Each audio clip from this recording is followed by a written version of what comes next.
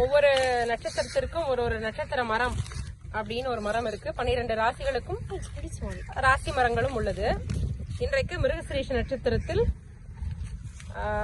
சிரஞ்சீவி செல்வன் சக்திவேல் அவர் பிறந்த நட்சத்திரம் இன்னைக்கு மிருகசிரீஷ நட்சத்திரம்.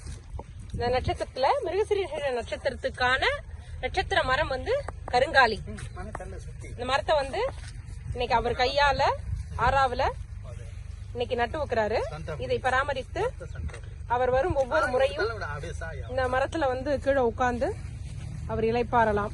இது போல அனைவரும் ஒவ்வொரு மரக்கன்றை நட்டால் இந்த பிரபஞ்சமே அருமையான ஒரு சொர்க்கபுரியாக மாறிவிடும்.